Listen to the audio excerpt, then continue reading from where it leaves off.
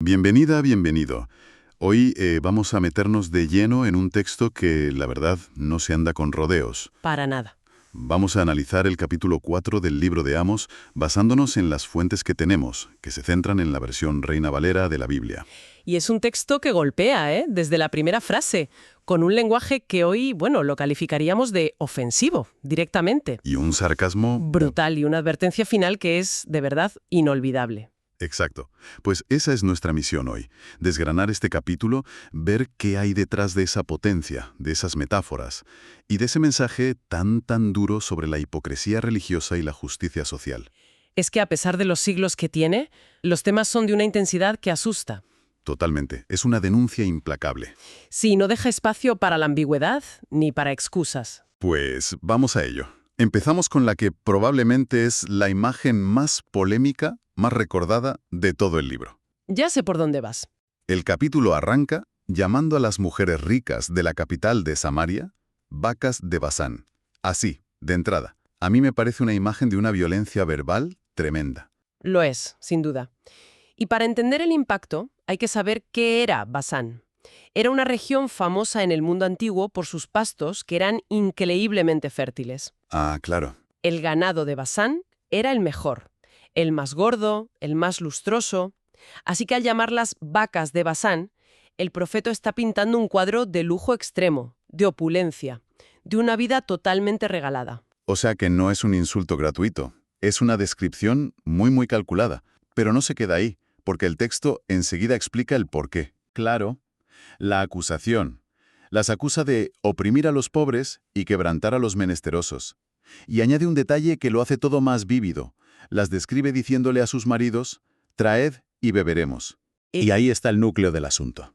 El texto las presenta como motoras o como mínimo cómplices necesarias de un sistema corrupto. Ese lujo, esa vida de fiestas, no aparece de la nada. Claro. Se financia directamente con la explotación de los más débiles. No son observadoras pasivas, no.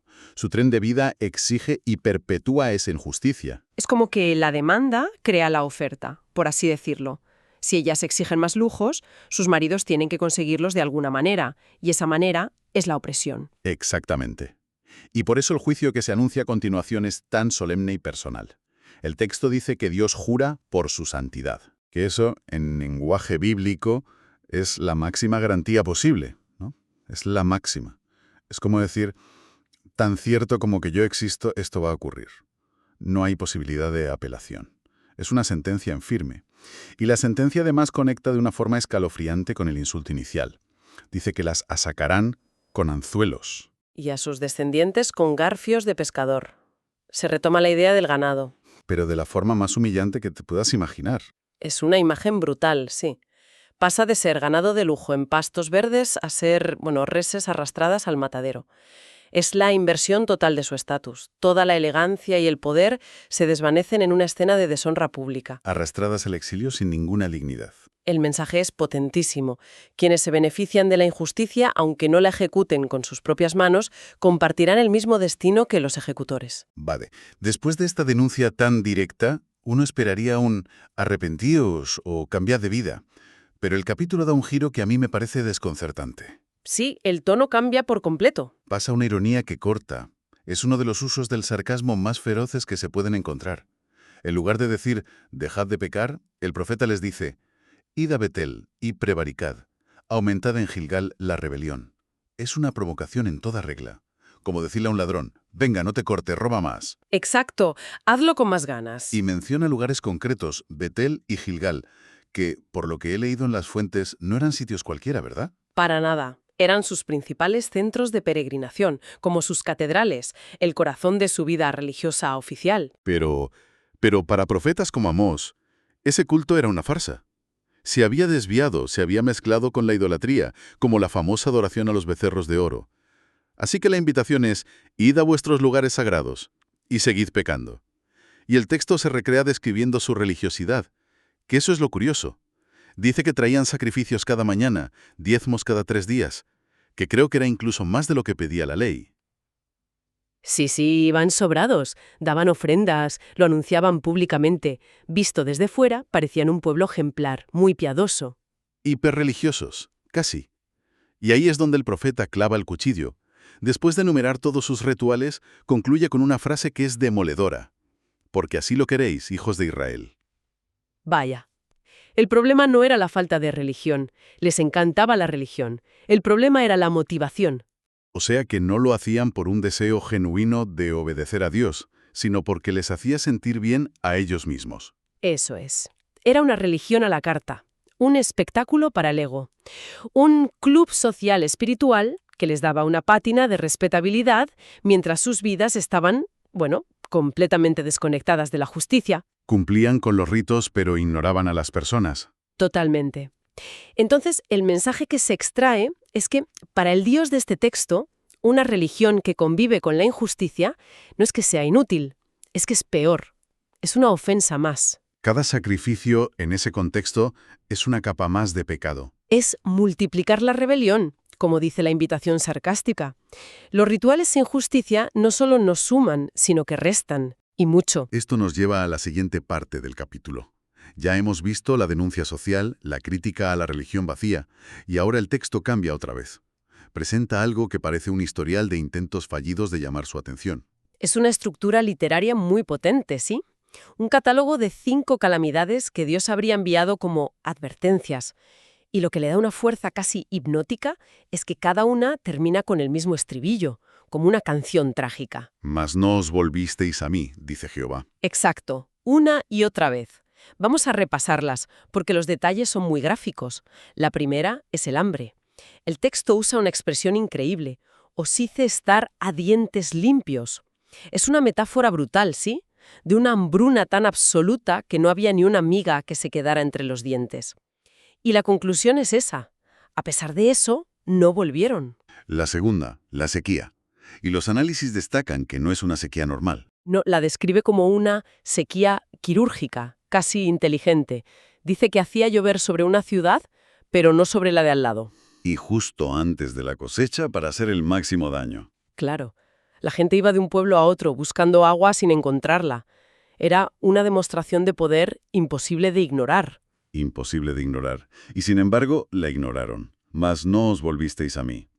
La tercera calamidad son las plagas, el viento solano que quemaba las cosechas, y lo poco que sobrevivía se lo comían las langostas. Una ruina económica total. Y el estribillo se repite. La cuarta es todavía más dura, la peste y la guerra. Y aquí el texto usa una comparación que debió de ser muy dolorosa para ellos. Dice que les envió una peste como la de Egipto. En otras palabras, Dios los estaba tratando como a sus antiguos enemigos, los opresores. Qué duro. La de jóvenes muertos a espada, del hedor de los cadáveres en los campamentos, es una imagen de derrota y humillación absoluta. Y ni con eso fue suficiente. La quinta y última advertencia de la lista es una catástrofe comparada con la destrucción de Sodoma y Gomorra. El símbolo del juicio divino definitivo. El texto dice que se salvaron por los pelos, como un tizón arrebatado del incendio. Sobrevivieron de milagro. Y aún así, por quinta vez, la misma conclusión. Mas no os volvisteis a mí. Es increíble. Lo fascinante de esta sección es la lógica que presenta. Muestra un Dios que en esta narrativa no actúa por un impulso de ira. Primero intenta corregir, usando disciplinas cada vez más severas. Muestra una paciencia casi infinita por un lado. Sí, lo intenta por 5 vías distintas. Pero al mismo tiempo, esa paciencia lo que hace es dejar al descubierto la terquedad del pueblo. Es como si cada advertencia que ignoran hiciera su caso todavía peor. Claro. El estribillo «y no os volvisteis a mí» es el diagnóstico de la enfermedad. El problema de raíz no era el hambre o la guerra, esos eran los síntomas. La enfermedad, según el profeta, era un corazón endurecido. Una negativa obstinada a arrepentirse. Exacto. Ignoraron todas las alarmas, una tras otra. Así que después de todo esto, la denuncia, el sarcasmo, las 5 advertencias, ¿qué queda? El capítulo llega a su clímax y el tono vuelve a cambiar. Ya no hay ironía. No. Lo que se percibe es una solemnidad que hiela la sangre. Se han agotado las medidas correctivas. Ya no se trata de enviar una plaga para que espabilen. Lo que viene ahora, anuncia el texto, ya no es una disciplina. Es la sentencia final. Y entonces llega esa frase que es de las más famosas y aterradoras de todo el libro. Prepárate para venir al encuentro de tu Dios.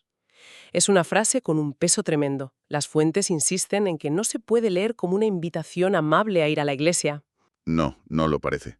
Es una citación judicial. Es el lenguaje de un tribunal cuando le dice al acusado: se acabaron las oportunidades, el juicio es inminente. Prepárese para comparecer ante el juez.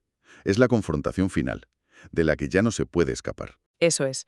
Y para que no haya la más mínima duda sobre quién es ese juez, el capítulo termina con una doxología, que es como un himno breve que describe su grandeza. Es como si, antes de entrar en la sala, un heraldo leyera en voz alta las credenciales del juez. Exacto. Para que todo el mundo entienda la gravedad del momento. Y esas credenciales son apabullantes. Lo describe como el que forma los montes y crea el viento, el que declara al hombre su pensamiento, Omnipotente y omnisciente. el que hace de las tinieblas mañana y pasa sobre las alturas de la tierra, un control absoluto sobre el tiempo y el espacio. Y remata dándole su título más imponente: Jehová, Dios de los ejércitos. Ese no es un título poético, es el comandante en jefe de todas las fuerzas del universo. Uf, el mensaje final es demoledor. No habéis desafiado a un dios local, os vais a enfrentar cara a cara con el creador de todo lo que existe. Ante ese juez es ante quien debéis prepararos. Uf, vale, haciendo un repaso, hemos pasado por una denuncia social brutal, una sátira contra la religión superficial, un catálogo de desastres ignorados y una citación ante un tribunal cósmico. Sí. Si tuviéramos que destilar las ideas clave de este capítulo, ¿cuáles serían? Pues creo que los análisis que hemos manejado apuntan a 3 ideas muy claras.